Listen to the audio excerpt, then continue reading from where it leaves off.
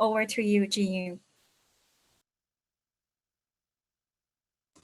You need to unmute yourself. Well, thank you, Judy, and really appreciate the opportunity to reflect and share some of my thoughts and experiences, but most importantly, amongst a panel of such distinguished Asian Australian leaders, but also being the only man on the panel, it's great to see um, the bloke being the minority in this instance. So, no, it's been a real surreal journey, and I think hearing the insights and experiences of Lyma, Tuanh, and Muneera has been nothing but inspirational. I feel that I'm like the final, for those who are into debating or they've been to debating through school, I feel like I'm like the third and final speaker of a debate. And it's the third and final speaker is generally the hardest in terms of the roles of debating, because you got to have to wrap everything up and try and sort of, stay on point and not go over time. So noting that we are slightly over time in terms of this scheduled event, I will do my best to stay short and sharp to allow people the opportunity to ask questions and have a bit of a panel discussion afterwards. But as I said to my fellow panelists, it is very difficult to follow the act that they have authentically put themselves forward today. I'm really grateful for each and every one of them for their authenticity and their courage as well to be vulnerable and to share so truthfully and honestly about their own experiences. I guess I really can't sort of compare myself to Marina's experience, given she's obviously, started off her journey in Australia as an international student, but I can certainly relate to both Lyma and Tuanh, who spent all my life growing up in Australia. Similar to them, I wasn't born in a refugee camp, but I was born in Melbourne, which I have been, since even till today. My parents were ethnic Chinese immigrants from Vietnam who came in the late 1970s to Australia. I have to say, like with recent events, I always tell them that how grateful I am that they chose Australia, because they had three choices when they were stuck on a refugee camp in Malaysia. They had France. France was never an option because number one, it was too cold, and secondly, they don't speak French. The United States, thankfully, they didn't choose the United States, given that what's been going on right now with Trump as president. And also, the disunity of the United States at the moment. They chose Australia because, they've heard great things about Australia, but most importantly, we've had an ancestor here that came during the gold rush in the 1840s. So they were familiar with Australia, and I'm very glad that they actually chose Australia. So a little bit different from Lyma and Tuanh in terms of my growing up and my own experience.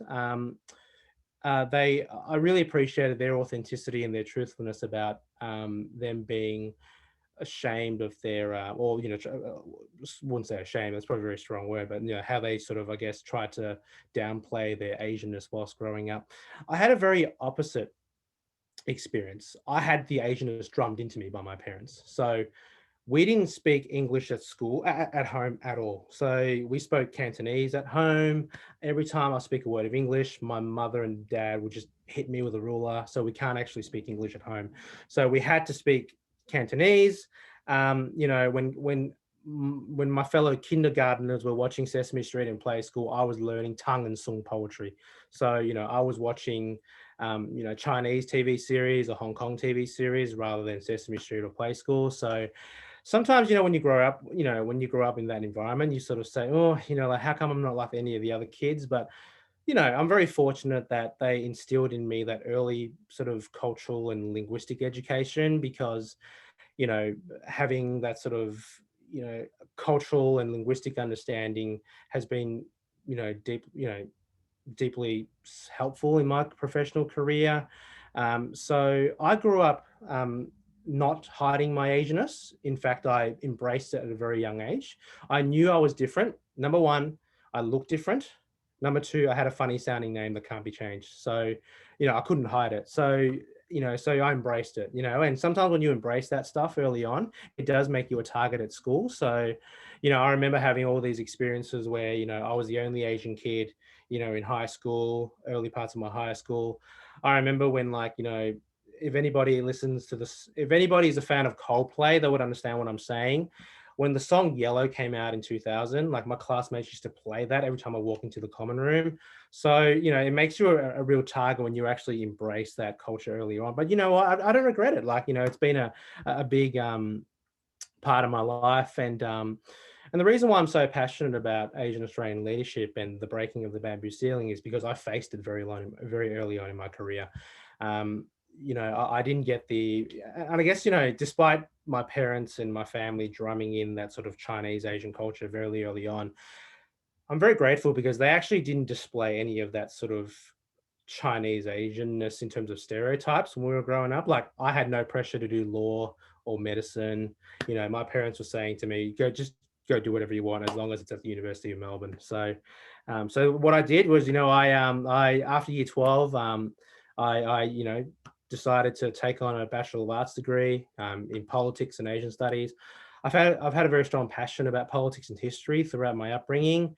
The reason for that is, you know, we've had, you know, a history of family members who have served, you know, in the public sphere. You know, like my dad was was a veteran in the South Vietnamese Army. My maternal grandfather fought against Japanese imperialism during the Second World War and earlier parts of the Chinese Civil War. My great grandfather, for those who are of Chinese heritage, participated in the Shanghai Chinese Revolution. He met Sun Yat-sen, who was the founder of modern China. So we've had a history of service to the community. So politics and history were a big part of my upbringing, and you know, I've had the opportunity to work in that space, which I'm very grateful for. After graduating in 2006, I started my career working as a policy advisor in the Ethnic Communities Council of Victoria, which is a non-for-profit organisation that advocates for multiculturalism in Victoria. And from then on, I've spent a number of years working in the non-for-profit sector, where I've had the opportunity to advocate and lobby for some of the biggest social and economic changes in Australia in recent years, ranging from stopping John Howard's awful citizenship test, where he forced you know, new migrants and refugees to undertake a citizenship test to prove their Australianness and to obtain citizenship, to the introduction of the National Disability Insurance Scheme back in 2011. I had the opportunity to work on a campaign that wanted to include local government in the Constitution, in my opinion, to improve federation. Our federation is broken without the inclusion of local government as our third tier of government. And now, you know, the opportunity to lead an institution that the Australian National University have set up after you know, after 2019's Asian Australian Leadership Summit with the Centre for Asian Australian Leadership. But as part of all that development, you know, I mentioned before, I ran into the bamboo ceiling very early in my career because at the age of 23, I was elected as a councillor for the city of Monash. At the time, the city of Monash had about 15% of their constituents of Chinese or an Asian Australian heritage, but they've never had a Chinese or an Asian Australian representative on that council. Very fortunate to be given that opportunity. And since my retirement from the city of Monash, we've had two Chinese Australians elected on that council, and a number of Asian Australians as well. So when we talk about, you know, optics matter, representation matters, this is the reason why. And I mentioned before, I faced the bamboo ceiling very early on. I remember when I first got elected onto the city of Monash, the CEO of the City of Monash Council refused to meet with me, refused to respond to my emails, you know, and the word on the street was, you know, he didn't want to take orders from that skinny Asian kid who was elected purely based on luck.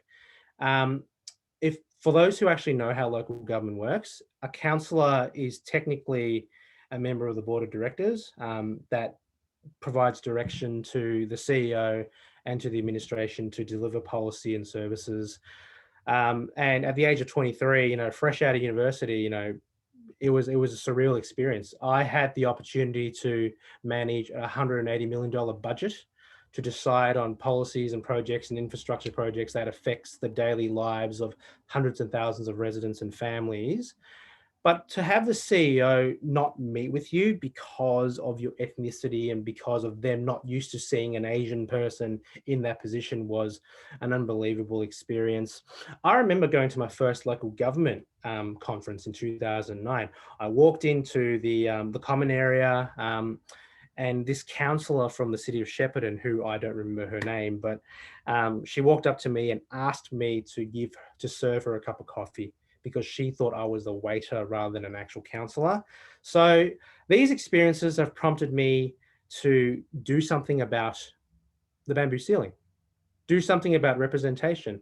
So in 2019, myself and a few other individuals talked about what could we actually do to put Asian Australian leadership on the national agenda. So we came up with the idea of the Asian Australian Leadership Summit, which Tuanh was heavily involved in back in last year. And as part of that summit, we brought together a number of key stakeholders like AsiaLink, like PwC and Johnson Partners. As part of that summit journey, we developed the 40 under 40 most influential Asian Australian Awards, which we had the honour of naming Muneera as the overall winner last year.